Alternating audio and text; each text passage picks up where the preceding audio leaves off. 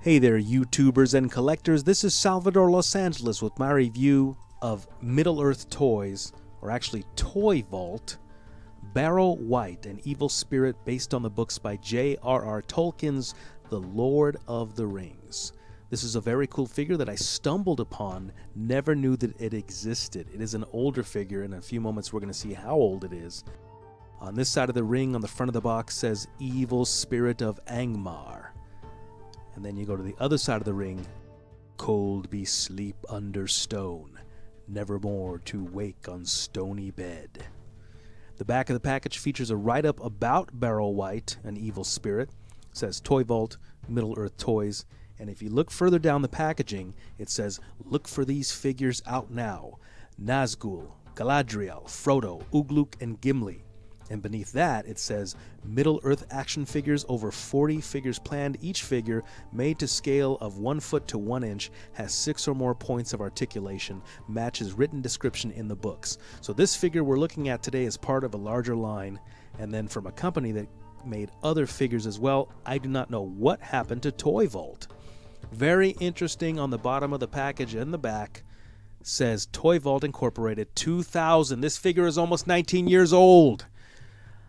Oh, it's such a pleasure. I mean, it's one thing to review a figure that's new and hot, but I love an old figure that is awesome, and that's what we're going to see today. This is Salvador Los Angeles reviewing a Lord of the Rings figure. Check it out. It comes with this really cool goblet. Now, it's made of plastic, obviously, but it's so well made. It looks like it's made of resin. It looks like it's made of ceramic. It looks like real gold leafing, gold adornment on it. Very well done, and we're going to see if it fits into his hands, of course. He also comes with a treasure chest. Very cool and well made. I would say that the scale seems to be more appropriate for maybe a 3 3/4 inch figure as far as treasure chests go, but it is well made. It is all one piece, does not open, but it is cool to have, and I will put it on my shelf. He also comes with a sword, a very nice sword. The color is interesting, I find, as opposed to the silver. It's a little bendy there, as you can see, so you don't have to worry about cracking it. I find the color interesting because it's more like possibly a copper or maybe a nickel, something not as shiny as silver. So it's an interesting choice to make a sword out of. You don't see a lot of swords this color. I think they did a great job. The adornment on it, on the handle, is fantastic. Very happy with the sword. Let's see him from top to bottom now. Barrow-Wight, an evil spirit from Lord of the Rings. They call this the pre-Peter Jackson era. This is before Peter Jackson got his hands on the Lord of the Rings, and these are what other creators decided to make the images of. Do you like it? I love it. I'm not crazy about the other figures in the line, but this one in particular really jumped out at me, and I got it at such a fantastic price. The top of his head has a really cool skull with raised relief, kind of like a globe. And there's a gem which operates sort of as a sunroof, and light can go in the top of his head, and then it kind of looks like it's coming out of his eyes. His hair, I know some people aren't going to like the hairstyle, the Barbie synthetic hairstyle, but it goes great with this figure, does not detract, goes perfectly, and allows you to lift it up and look at all the details on his back, all the details behind his neck. If his hair were sculpted and plastic, you would not be able to see the details on the back of his neck, and when it comes to this figure, they left no stone unturned. This figure looks great. Every inch, every speck of this figure is covered with paint, with sculpt. Look at that, the skin underneath his pants, his thighs. Look at his bony, veiny hands with long nails. They did such a fantastic job on this figure, and that's why I'm doing this video. I know this isn't going to be a popular video. I'll be happy if this breaks 100 views. But this figure is so beautiful, and it's so cool that I never heard of this figure. So I wanted to showcase this figure today.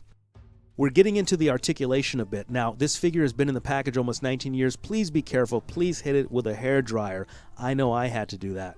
It has head movement, elbow movement, shoulder movement. It may have wrist swivel, but I can't really get it. I don't want to force it. But try as you may, see if it has wrist swivel. I was pleasantly surprised to see waist rotation. That was interesting to find. Also has hip swivel back and forth, knee hinge up and down, both sides, left and right. Nothing at the lower leg or the ankle. That's fine with me, though. I think that when you count the points of articulation now, we're looking at about 10. If you can get his wrists moving, we're looking at 12. Hey, for a figure that looks the way it looks from the era that it came from, I'm pretty happy with 10 points of articulation. Now, this is where the wrist swivel comes in. If he did have that, he could hold the sword more upright, but with a little maneuvering, the sword does fit in his hand. And again, if you can get those wrists going, go ahead. I don't think I wanted to force mine. On his left hand, you can put his goblet in there. Again, if the wrists were to rotate, you can get him holding it perfectly upright. But otherwise, looks fantastic anyway. Peg hole on the bottom of his left shoe on the right says 2000 Tolkien Enterprises, made in China. I wanted to highlight these boots because they look so great. They really look like they're made of real leather. You know, a lot of manufacturers don't pay attention to boots or shoes, but these look fantastic. One last view from the back. Such detail, such sculpt, such paint. This figure was ahead of its time. God bless Toy Vault. I don't know what happened to them. This figure reminds me of Eddie, Iron Maiden's Eddie. Also reminds me of those little pygmy mummies from the movie The Mummy with Brendan Fraser. So this figure looks fantastic, ahead of its time. I stumbled upon it. I got it at a place called Lou's Collectibles, Big Lou's Collectibles in Culver City. And we have a special appearance today by Gollum, ToyBiz Gollum, holding an actual ring there. So here we have Toy Vault's Middle-earth Toys, Barrow-Wight, an Evil Spirit, here with Gollum by ToyBiz. Guys, if you can get this figure, go do it. Trust me, it is awesome. Thanks for watching.